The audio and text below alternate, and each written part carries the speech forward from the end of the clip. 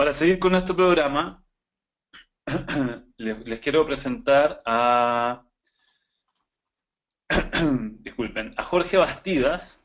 Jorge es director de proyectos de tecnología en Multiplica Perú.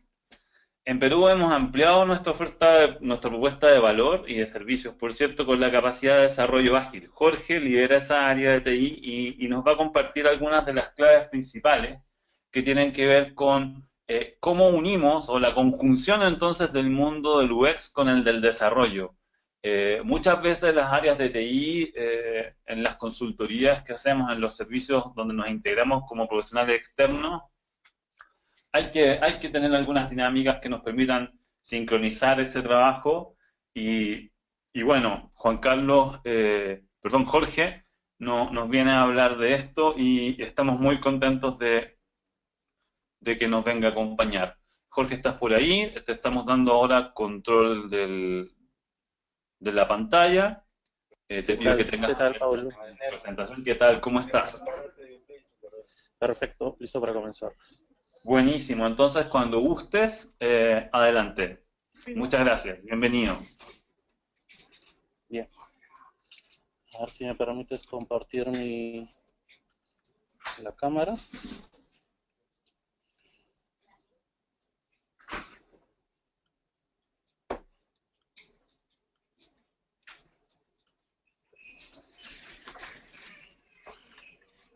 Ahí está, Jorge. Perfecto. Bien, Adelante. bien, mucho gusto. Mi nombre es Jorge Bastidas, soy el director de proyectos tecnológicos de Multiplica. Es un título muy sofisticado, pero básicamente soy un desarrollador que trabaja muy cerca con el cliente, muy cerca con los consultores de experiencia de usuario y mayormente lado a lado con el super equipo de desarrollo que tenemos. Parte del trabajo que tenemos es definir procesos o hacer que los procesos sean efectivos y eficientes para lograr una experiencia de usuario sin igual en los productos que conceptualizan nuestros compañeros. Entonces, la ponencia se trata de construir sin desperdicio. Entonces, para construir sin desperdicio, lo primero que necesitamos saber lo que es una sucesión de Fibonacci. Es una definición, vamos a revisar una definición recursiva de la sucesión de Fibonacci a través de algoritmos de cálculo para identificar enésimos elementos de la sucesión, aplicándola según un modelo muy práctico o en un esquema muy práctico como es el árbol genealógico de las abejas de Behaia usando el modelo de Vogel. Entonces, esto lo vamos a hacer con un ejemplo muy práctico a través del lenguaje de programación de Java, así que comencemos. Es una broma, no se preocupen. No quiero asustarlos con este tipo de tecnologías, ni algoritmos, ni temas de matemática pura muy complejas. Lo que sí quiero plantear es un punto de vista a nivel del desarrollo. Obviamente hoy es el UX Day y todo está enfocado en experiencia de usuario, pero es importante considerar el punto de vista, sobre todo cuando estás en un proyecto de desarrollo o un proyecto de construcción de producto a medida, donde no solamente tengas que enfocarte en la experiencia de usuario, sino también tengas que acompañar todo el proceso para poder cumplir tus sueños, un producto online y convirtiendo. Y quiero empezar a contarles un poco lo que venimos haciendo de Multiplica y sobre todo Multiplica Perú. Estamos tratando de hacer que estos dos mundos o dos perspectivas convivan. La perspectiva al nivel de experiencia de usuario de la cual venimos hablando y que mis compañeros han venido hablando mucho, y la perspectiva de construcción del producto, del desarrollo del producto. Y es que estamos mezclando dos mundos que en realidad son totalmente diferentes, piensan totalmente diferentes, pero al final forman una dupla dinámica, una dupla que va a hacer que, como repito, tus sueños, mi querido UX, se conviertan en realidad. Que tengas tu producto conceptualizado online y convirtiendo de la manera como lo concebiste y testeaste de manera cualitativa con tu usuario.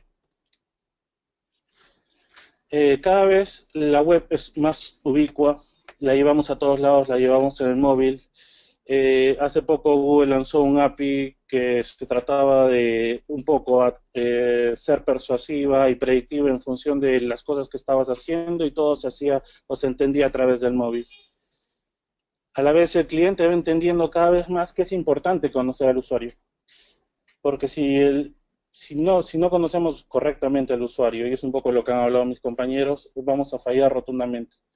Y los desarrolladores como yo y como el equipo que venimos trabajando en Multiplica Perú, también van entendiendo lo mismo, que ya no es importante solamente la tecnología con la que construyes las cosas. La tecnología va a ser posible o va a habilitar, va a ser posible la experiencia de usuario en el producto. Y es importante pensar en que es necesario minimizar el famoso time to market, del que estamos tan acostumbrados a hablar. Y es por eso, y es muy importante reducir el time to market en productos, porque ya les han venido conversando ustedes de lo que es Lean Startup o Lean UX. Es importante lanzar y medir cosas. Pero eso no es tan fácil, y no es tan fácil sobre todo cuando tienes un entorno que trabaja de manera tradicional o encastado. Y por eso es importante definir o trabajar con equipos multidisciplinarios. Y es importante que te olvides un poco de trabajar con gente de tu perfil, con gente o con tus pares. Es importante que empieces a experimentar el trabajar con equipos que tienen disciplinas diferentes a la tuya. Gente que sepa de desarrollo de software, gente que sepa de HTML, gente que sepa de infraestructura, de arquitectura de software, que van a permitirte a ti entender las cosas o ver las cosas de una perspectiva mejor, para que puedas proponer cosas y no se te vayan cayendo en el momento de testearlas. O quizás de darle un plus a tu usuario en función de que podamos hacerlo realidad a través de la tecnología. Es importante eliminar los departamentos especializados y distantes unos de otros, que básicamente son los que reciben inputs, se encargan de trabajarlo y lo único que entregan es un output que pasará a la siguiente área o al siguiente equipo especializado. ¿Qué quiero decir? Que lo usual o lo que se ve, lo tradicional era que el equipo de UX conceptualizara todo lo que tenía que conceptualizar. Dejaba y definía los wireframes de alta fidelidad y pasaba al tema de diseño. En diseños obviamente se preocupaban porque todo luzca como el wireframe se había conceptualizado, le hacían una serie de mejoras y ese era el output para que el equipo de desarrollo lo tome. Eso es un error rotundo y puede hacer que todo tu proyecto se destruya y corra un riesgo importante. Porque obviamente van a haber cosas que quizás no has concebido en el punto inicial. Quizás no has testeado determinados casos de uso, porque básicamente tu producto va a estar enfocado o va a estar alojado en una infraestructura que no va a ser posible o no va a ser posible que tus funcionalidades se ejecuten de manera dinámica. Los tiempos que en realidad planteaste entre interacciones quizás no van a ser los mejores y es por eso que necesitas el feedback de un equipo de infraestructura y un equipo de desarrollo que te diga cuán rápido puedes hacer las cosas o cómo se pueden hacer mejor las cosas para que el ganador, quien sea el mayor beneficiario de tu producto, sea el cliente o el usuario final. Entonces se requieren generar entornos que requieran mayor flexibilidad para responder a los cambios. Para eso te planteo lo siguiente, es eliminar las barreras. Por un lado vemos que tenemos al equipo, a los perfiles que conocen de estrategia de marca, arquitectura de información, diseño de experiencia, diseño de interacción y diseño visual. Y por otro tenemos un equipo más técnico, el diablo para algunos, que es el desarrollador backend, de frontend, el analista de infraestructura, el consultor de analítica y el desarrollador en la base de datos. Tienes que eliminar las barreras y aprender a compartir tu información. Y te voy a mostrar más adelante cómo compartir esta información. La web está evolucionando mucho.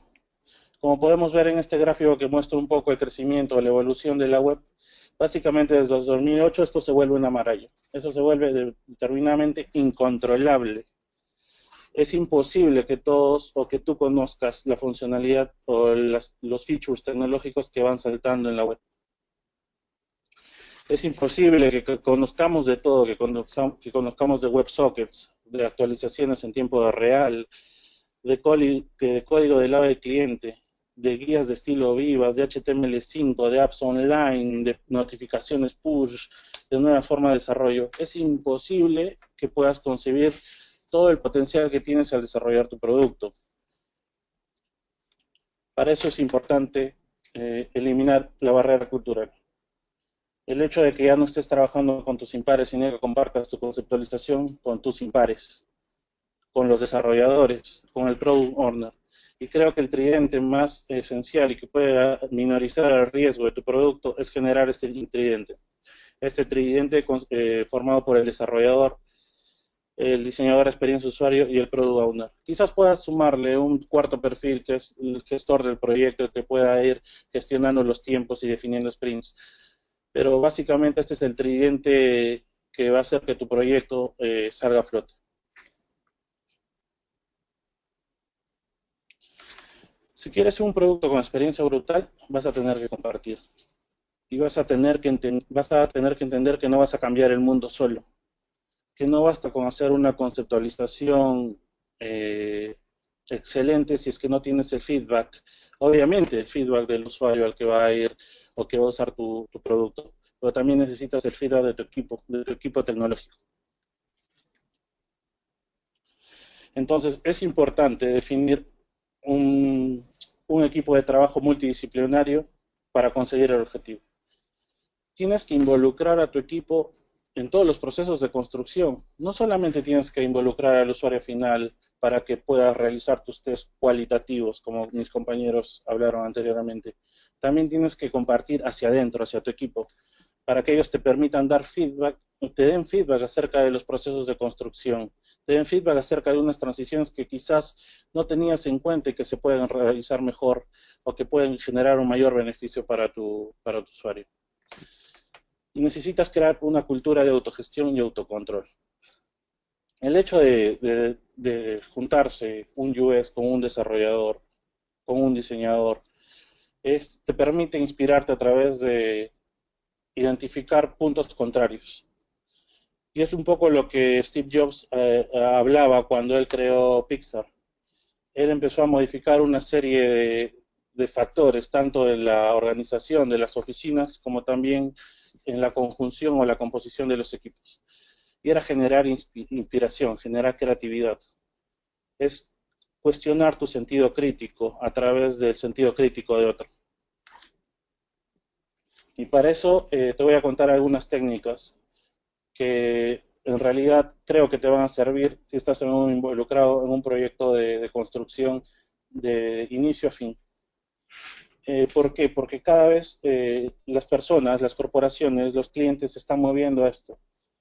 Ya no quieren que solamente conceptualices o hagas tu parte del trabajo para que se le den a un desarrollador. Porque el clásico dilema del UX es, ya yo envié mi conceptualización, el cliente la aceptó, pero cuando pasó a desarrollo, el desarrollador lo ha malogrado.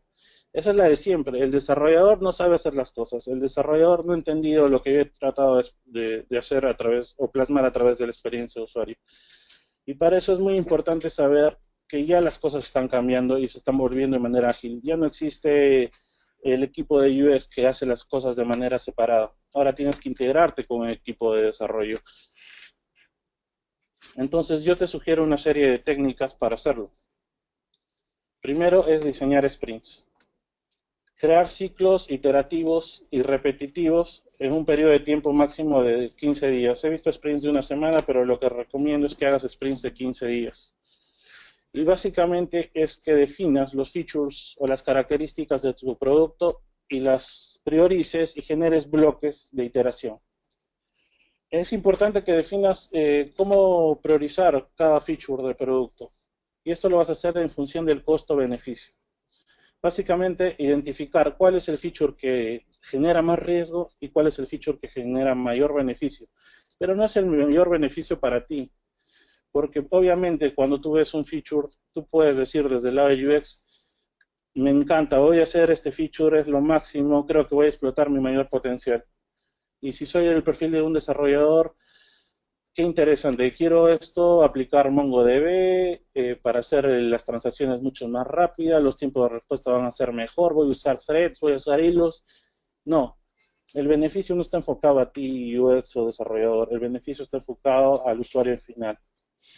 Probablemente el feature al que te ha encantado y que se acopla a tu perfil no sea el feature que va a beneficiar al usuario final. Y eso básicamente se hace identificando, priorizando a través de la escala o el cuadrante de costo-beneficio. La siguiente técnica es tienes que definir historias de usuario. Y tienen que ser unas historias muy claras y que digan, o que básicamente sigan este patrón. Como rol, ¿qué es lo que quiero lograr y por qué lo quiero lograr?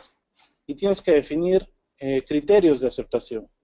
Si no defines criterios de aceptación, al final el producto que inicialmente conceptualizaste va a tener grandes diferencias con respecto al producto que está en producción, que está online. Es importante que las historias sean consistentes, pero las historias también tienen que ser aprobadas por el UX y por el desarrollador. Tienen que ser aprobadas por todo el equipo. Tienen que asumir la historia como suya. No puedes dejar puntos falsos, no puedes dejar vacíos, porque igual te van a impactar al final del proyecto. Y así vamos a evitar las quejas que tienes usualmente cuando dices, el desarrollador me está destruyendo el producto. La otra técnica es diseño just in time. Siempre queremos hacer todo perfecto. Queremos entregar el PSD con el píxel a punto y con el detalle al máximo.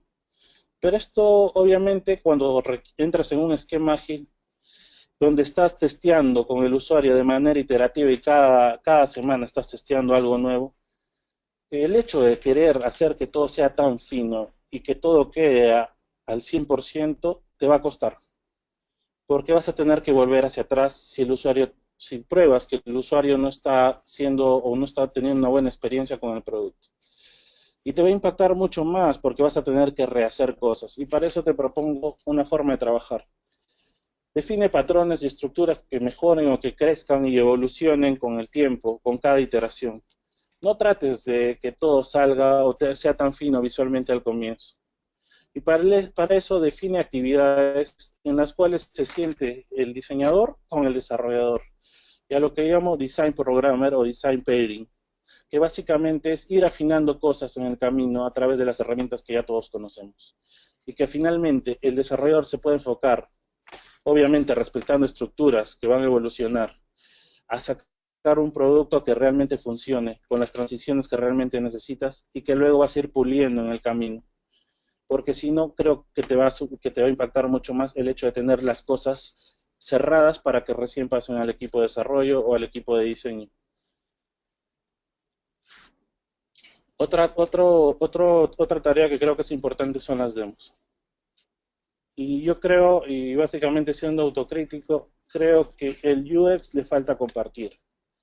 Le falta compartir y básicamente cuando le pregunto ¿y cómo vas? ¿O cómo van tus iteraciones? ¿Qué es lo que estás trabajando? No la quieren compartir hasta que no están convencidos de que la han cerrado completamente, que han cerrado el wireframe al completo. Y ese es un terrible error. Es importante compartir y es importante que te quites de la cabeza que estás solo y que necesitas dar feedback o recibir feedback de tu equipo. No de tus pares, como usualmente los haces, sino de tus impares. Entonces, necesito que crees demos, que compartas con el equipo tus conceptualizaciones. ¿Por qué? Porque el equipo de tecnología sabe mucho más en cuanto a features que pueden beneficiar al usuario, quizás. Yo sé que cada día el UX está más interesado en desarrollo, pero obviamente no va a estar especializado en eso. Entonces necesitas de tu equipo de tecnología para darte nuevas ideas de cómo afrontar tus procesos. ¿Eso qué te va a permitir? Generar momentos de empatía y empezar a cuestionarse y revisar o rehacer cosas. Y me ha pasado mucho, me ha pasado que el UX llega con sus conceptualizaciones y no ha definido una serie de casos usos que quizás el equipo de tecnología lo tiene. Luego está el tema de hacer tarjetas, o tarjetas donde enfocas preguntas y obtienes respuestas. Júntate con el equipo y define una serie de preguntas que crees que son válidas para el proyecto. Que tu equipo asuma cosas es un gran virus. Las suposiciones y los miedos son un virus dentro del equipo. Te cuento un caso. Estábamos en un proyecto y estábamos viendo el módulo de pagos. Y teníamos un consultor de UX en el equipo que estaba viendo el módulo de pagos y en un momento puso un campo donde se decía mora, que es la exoneración o la penalización por un pago extemporáneo, y había identificado puesto el esquema de mora. Pero justo en la compañía para la cual estábamos haciendo el trabajo, no existe el concepto de mora. Pero cuando se le consultó al consultor de experiencia de usuario, dijo, ¿por qué pusiste Mora? ¿O por qué has conceptualizado Mora? Bueno, porque yo suponía que ellos ejecutan Mora. Entonces, ese tipo de suposiciones son las que ponen en riesgo tu proyecto. Y para matar todos esos tipos de suposiciones y miedos, necesitas generar reuniones donde se planteen dudas, miedos y preocupaciones. Y miedos no solo enfocados al proyecto, sino también miedos personales que puedan indicar miembros de tu equipo y que puedas paliar o quizás calmar en función del proyecto. Esto tiene que ser como una sesión para quitar la carga que lleva tu equipo sobre los hombros. Y es muy importante hacerlo. Y algo más importante es hacer retrospectivas. Es generar reuniones al final de cada sprint para conversar acerca de qué es lo que se hizo, cómo deberían hacerse las cosas y qué cosas hay que cambiar. Y básicamente, no sé si pueden verlo bien en la imagen que muestro, es parte de una retrospectiva que hicimos en el equipo. Y hay algunas cosas en las cuales hay que trabajar. Básicamente vemos que el equipo apuntó autonomía, proactividad y un poquito más arriba estaba cuidado con el detalle. Ese tipo de cosas permiten que tu equipo primero encuentre puntos de mejora y también encuentre puntos de satisfacción, puntos en los cuales están viendo las cosas. Es imperativo que nadie falte una retrospectiva y es imperativo que incluyas esta dinámica dentro de tu proceso. Finalmente, ¿cómo no morir en el intento? Estamos hablando de agilidad y todo un proceso ágil y una implantación de metodología. Es importante que encuentres disciplina. Sin disciplina estás muerto. La disciplina te va a llevar a ejercer cada una de estas dinámicas en las iteraciones que tengas. Segundo punto, es importante que generes conversaciones. Que generes conversaciones en función de la aceptación de las historias, de la aceptación del planeamiento del proyecto, de los deadlines, que escribas historias con el equipo para definir qué es lo que se va a entregar. Tercer punto, es importante culturizar. Es importante olvidar que ya nadie debe trabajar una parte del otro, que todos deben trabajar en equipo y en equipos multidisciplinares, donde hay una integración entre el equipo de desarrollo y el equipo de experiencia de usuario.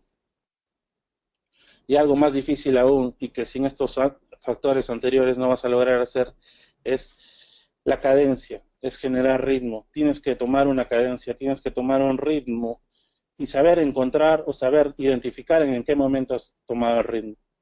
Porque te cuento, la agilidad es muy complicado, sobre todo cuando sales de un esquema tradicional y tratas de enfocarte en hacer las cosas de manera compartida, de manera más disciplinada, y también de entregar o definir entregables en menor tiempo, pero que reduzcan el riesgo. La agilidad reduce mucho el riesgo, pero también hay un riesgo en aplicarlo. Entonces yo te invito a ti que apliques estas técnicas ágiles y que trates de no morir en el intento. Muy importante, encontrar disciplina y la cadencia. Muchas gracias. Ahora, Paulo, ¿estás ahí?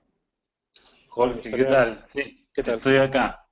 Sí, Jorge, no quise interrumpirte, la verdad nos extendimos un poco en el tiempo, pero tu plática ha sido muy bienvenida, hay muchos comentarios, particularmente a propósito de la pertinencia de tu charla y obviamente implica, ¿cierto?, este espacio de autocrítica que ayuda un poco a entender cómo tenemos que hacer para poder mejorar los procesos, así que agradecemos mucho tu punto de vista, ha sido muy ilustrador. eh, el sentido que le has querido dar y naturalmente es imposible que consigamos desarrollar proyectos que funcionen si es que no ponemos a platicar antes a los desarrolladores y a los diseñadores de experiencia. Así que muchas gracias, Jorge. Tengo que interrumpir ahora nuestra conversación porque necesitamos avanzar en el cierre de nuestro UX Day de hoy. Jorge, te quiero dar las gracias por tu presentación. Vamos a darle el paso a nuestro último presentador. Muchas gracias. Y por cierto, nuestro jefe, David Boronat. David debe estar listo. Creo que estás, David, en San Diego, en California. Nada, no tengo mucho más que hacer que presentarte, solo decir que es un placer para mí presentarte en este segundo que tenemos.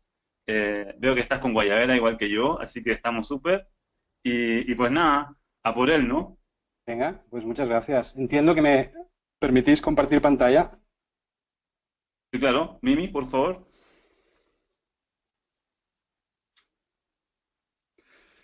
Mientras David está recibiendo el control de la pantalla, comentarles que, bueno, tenemos mucho movimiento en Twitter con el hashtag UXDay 2016. Ahí está David con su pantalla. Muchos archivos en el escritorio, David. Alguno que otro, pero bueno. A ver, Bueno, pues buenísimo.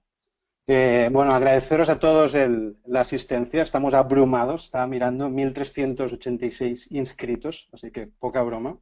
Yo la verdad es que he estado a punto de ausentarme del evento. La victoria de Trump ha precipitado una decisión familiar y estamos empacando para salir por Tijuana cuando termine mi sesión. Así que así es la vida, pero...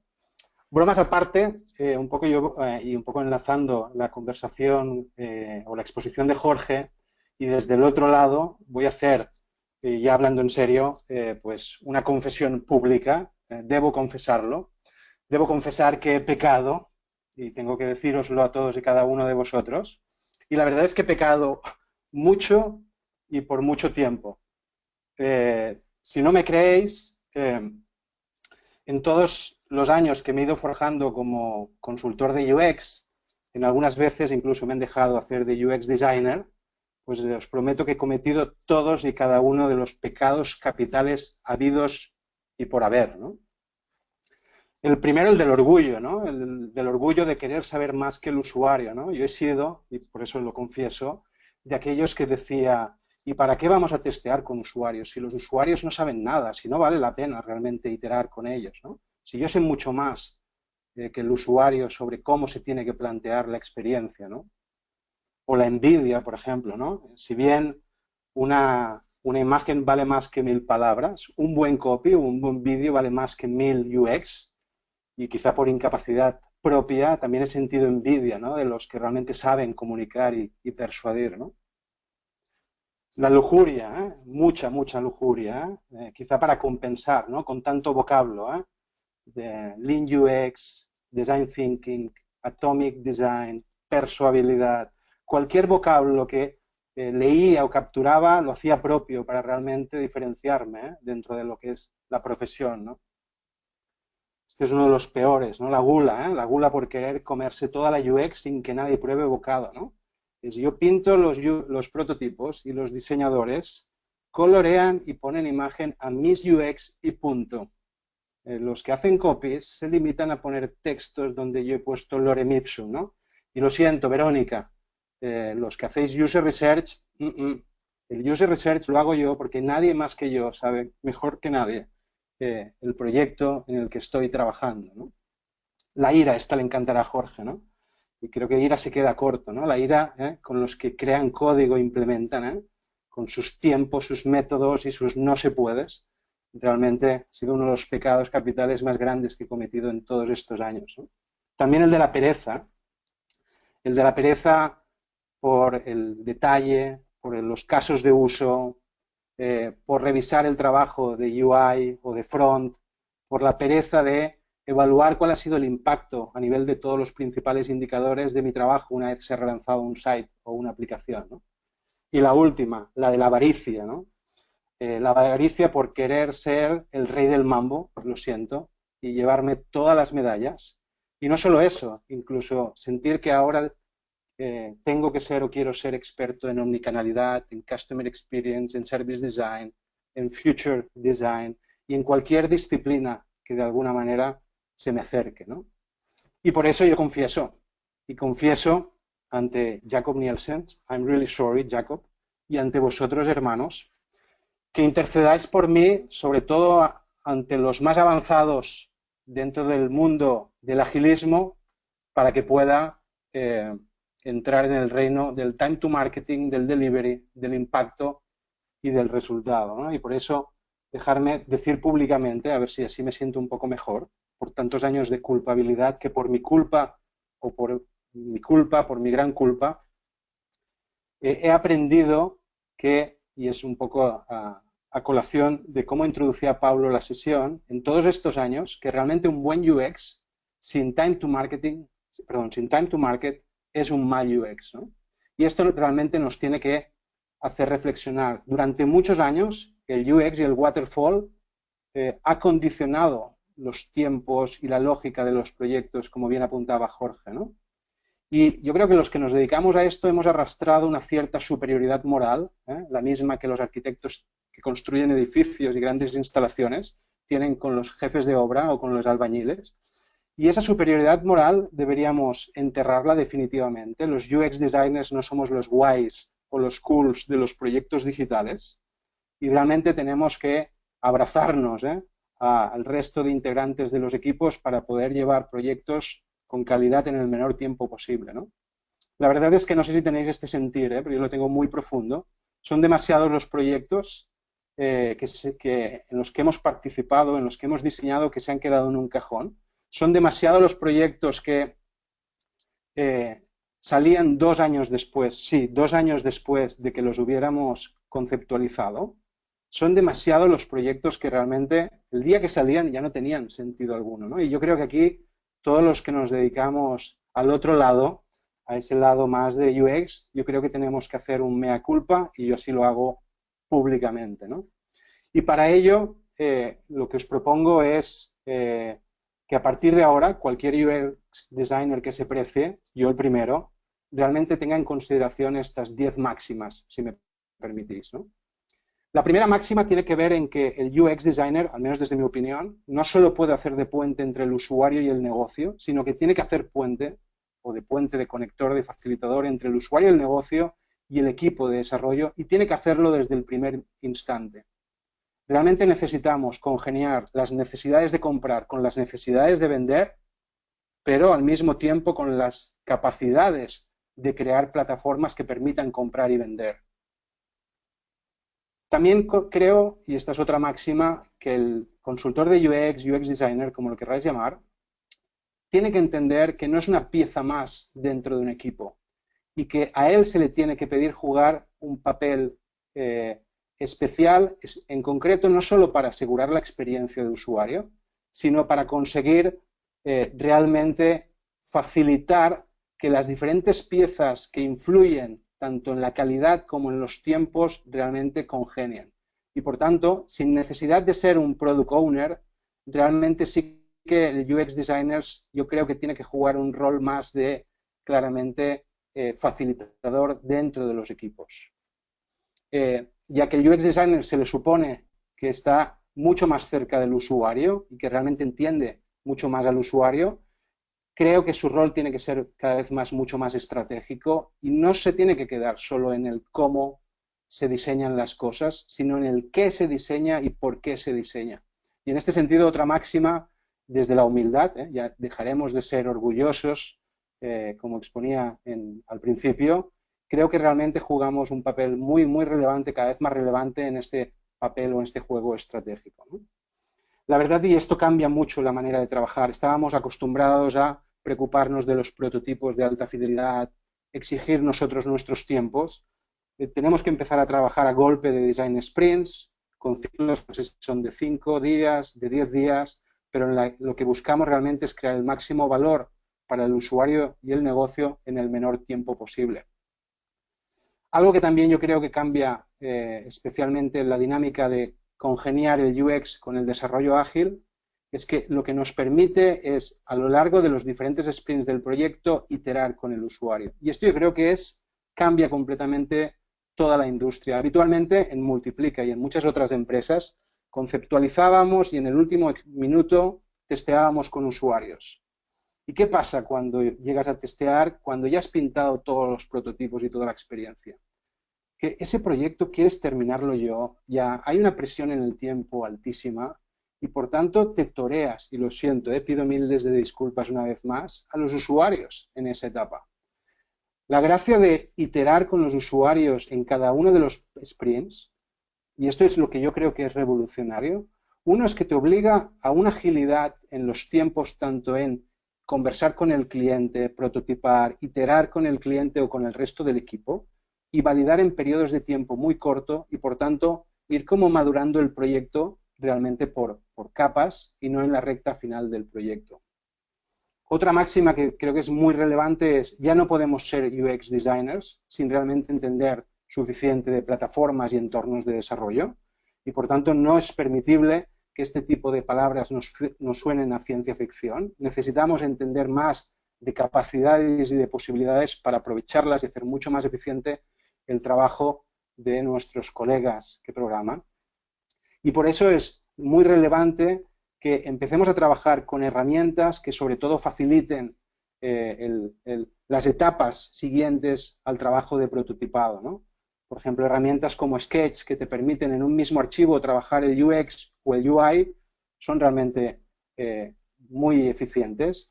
Herramientas como el mismo Sketch, que te permite integrarlo con InVision y que te permite iterar con usuarios o con el cliente o con el resto del equipo, son muy eficientes. Y cualquier tipo de herramienta tipo Zeppelin que te permite crear o generar guías que mandar a front, realmente facilitan enormemente y hacen mucho más eficiente todo el proceso. Dentro de lo que es ya estrictamente UX, creo que el gran reto que tenemos nuestro trabajo es crear prototipos que hagan muchas cosas, pero que sobre todo comuniquen y que orienten a la acción ajenos y extraños. Esta idea de crear sites invisibles, minimalistas, persuasivos y que se anticipen y que sean lo más relevantes, creo que es el gran reto que tenemos en los próximos años a la hora de plantear experiencias de usuario, ¿no?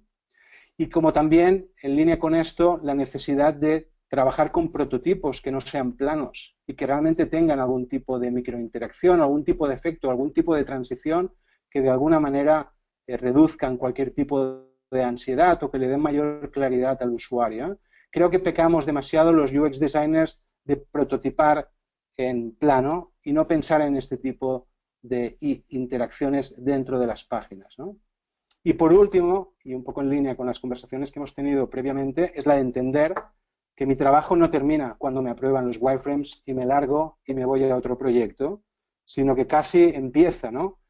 Cuando estoy presentando wireframes para de alguna manera que mi implicación sea central en todo el proceso de avance a nivel de UI, de front y de incluso Q&A, ¿no? Y hasta aquí mi intervención.